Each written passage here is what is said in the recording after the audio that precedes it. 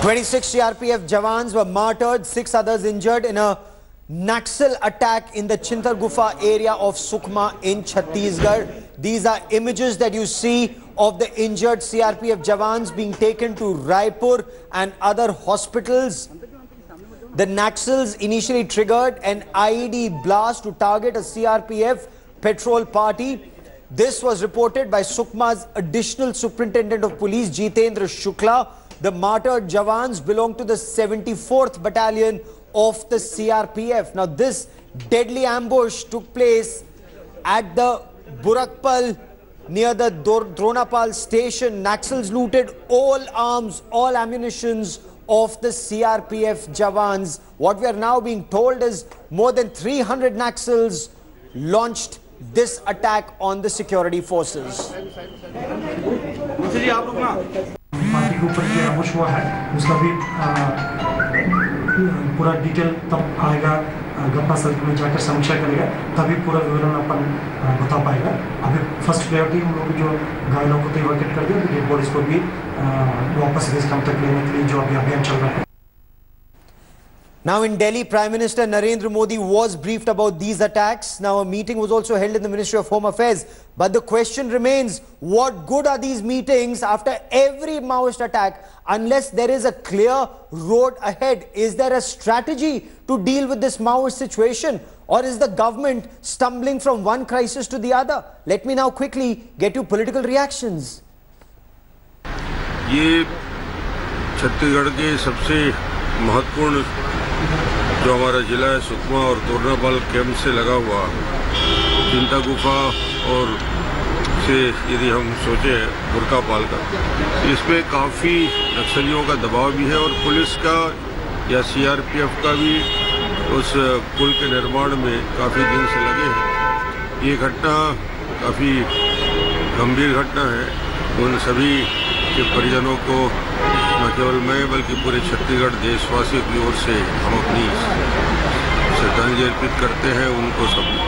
उनको अपनी चिंता से और उनके दुख में हमारी भागीदारी उनको बताते हैं। तुरंत मैंने होम सेक्रेटरी से बात किया है जी, और जो भी घटना हुई है बहुत ही दुखद है जी, बहुत ही दुर्भाग्यपूर्ण है जी। और मैंने अपने गृह राज्य मंत्री हंसराज अहीर को यह कहा है तुरंत वहाँ पर पहुँचने के लिए। डॉक्टर रमन सिंह जी से भी मैं वहाँ के मुख्यमंत्री जी से भी बात करने की मैं कोशिश कर रहा था। सब जानकारी सब प्राप्त हुई है, जानकारी जो बहुत ही दुखद है, लेकिन मैं समझता हूँ इसे हम लोगों ने एक चुनौती के रूप में स्वीकार किया। Deeply pained over the loss of our brave hearts during an encounter with the Naxalites at Sukma in Chattisgarh.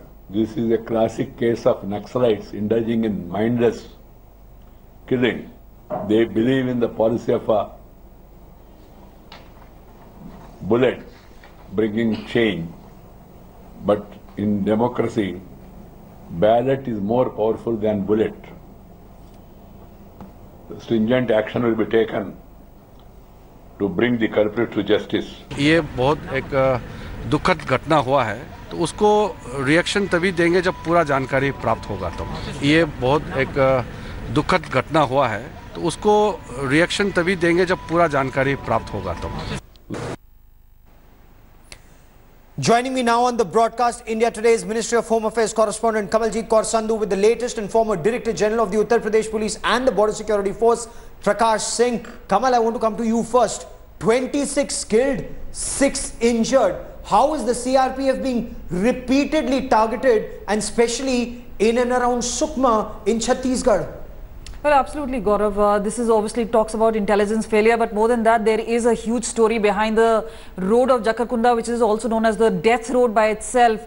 The Maoists very well had cut off all the 3 access points, which is the Vijaynagar district road, the Aranpur road, as well as the Chintagufa. That means they knew very well that the CRPF men were going to come here. They were part of the road opening patrol. It was a matter of prestige both for the Naxals as well as the security forces to have the road closed for Naxals and to have the road open for the security forces. But this road itself has cost massive number of lives, one on an average month. But this obviously has taken the figures quite high. We've seen 12 soldiers being killed in Bheji ambush, and now we've got 26 soldiers killed. Is there a strategy? Where is the CRPF really failing? They know that the CRPF as well as Naxals, the villagers, everybody knows the movement. They know the road is going to be constructed. What is the way out? They walked into a death trap knowing very well that Naxals could have attacked any point of time. They are repeatedly walking into a trap, and this means either their training is poor, or their tactics is poor, or their intelligence is poor. Mr. Prakash Singh, I have a list of attacks that have taken place in Sukma alone. One attack took place last month, 12 killed. You remember that attack in 2010 where 76 CRPF personnel were massacred. So are no lessons learnt, or they remain only in files? The lessons are conveyed, but the point is, do you really learn those lessons and then implement them in practice or not? That is the point. You see, as you said, in Sukma, only March 11th, there was another incident in which 12 CRPF men were ambushed.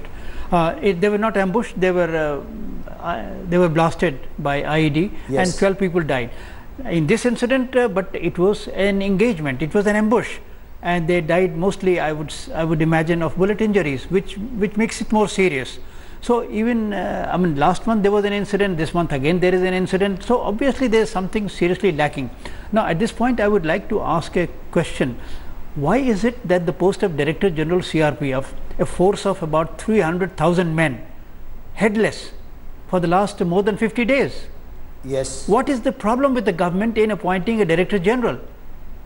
I mean, don't you know that a man is going to retire by such and such date? Why can't you plan his succession? But that is SOP even as far as government is concerned. And Kamal, so that's the issue. Is there no accountability either at the level of forces or even the political leadership? Because if you look at the number of attacks that have taken place in Chattisgarh alone, has anybody, whether it's at the level of the force commanders or at the level of political leadership, has anyone in any of these attacks from 2010 to 2017 been held accountable, Kamal? You know, interestingly, Gaurav, this is a period where during the budget session of Parliament, the MHA was patting its own back, claiming that this is the lowest level of Maoist violence ever. And since then, we've seen number of attacks really take place.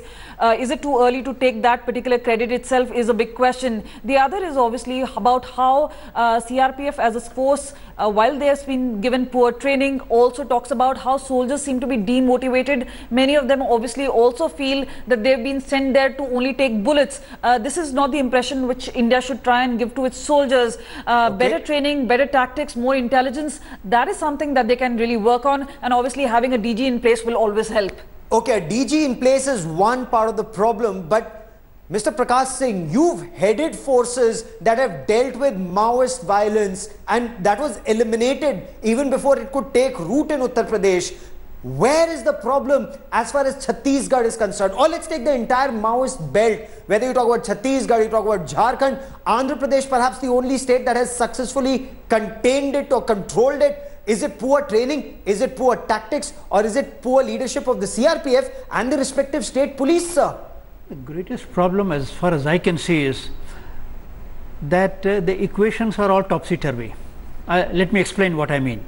You see, in a situation of this kind, which prevails in Chhattisgarh, Jharkhand and other states, it is the state police which should be in the forefront of the battle, taking the bull by the horns, giving leadership, and the central armed police forces or the central paramilitary forces should be playing a supportive role. But what is happening actually on the ground is that it is the CRPF, the Central Armed Police Forces, which are taking the lead role, and the state police forces are playing second fiddle. This is the basic problem. Unless this topsy-turvy equation is reversed, and unless the state police and the state government realize that it is their responsibility, it is their battle which they have to fight and win, and the central government can only provide resources and equipment and manpower to help you. Okay. Until they realize it, the battle will go on endlessly.